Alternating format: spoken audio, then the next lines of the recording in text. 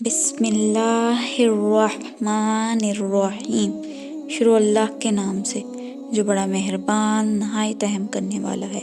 محترم ناظرین السلام علیکم۔ واقعہ کربلا حوصلے کا نام ہے۔ یہ تاریخ اسلام کا وہ پرسوگ واقعہ ہے جو قیامت تک نہیں بھلایا جا سکتا، جس میں نواسۂ رسول صلی اللہ علیہ وسلم حضرت امام حسین علیہ السلام شہید کر دیے گئے تھے۔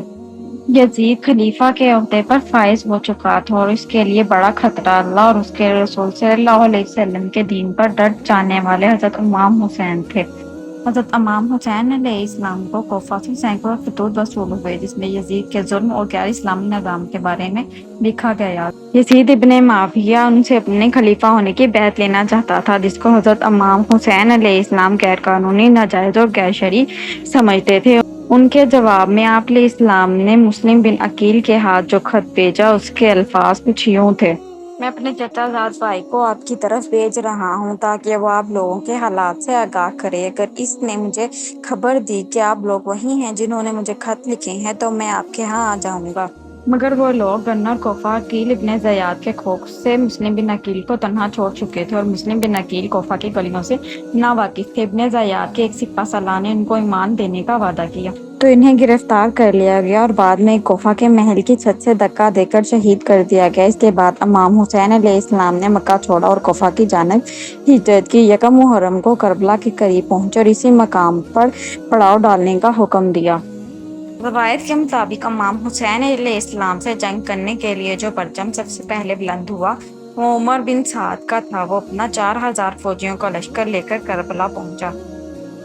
4 محرم کو ابن زیاد نے جامع مسجد کوفہ میں خطبہ دیا، جس میں اس نے حضرت امام حسین علیہ السلام کے خلاف لوگوں کو بھڑکایا اور کہا: حکم یزید سے تمہارے لیے خزانوں کے منہ کھول دیے گئے ہیں، تم اس کے دشمن حضرت امام حسین علیہ السلام سے لڑنے کے لیے تیار ہو جاؤ۔ بہت سے لالچی تیار ہو گئے۔ ان میں سے سب سے پہلے شمر نے کربلا روانگی کی درخواست کی۔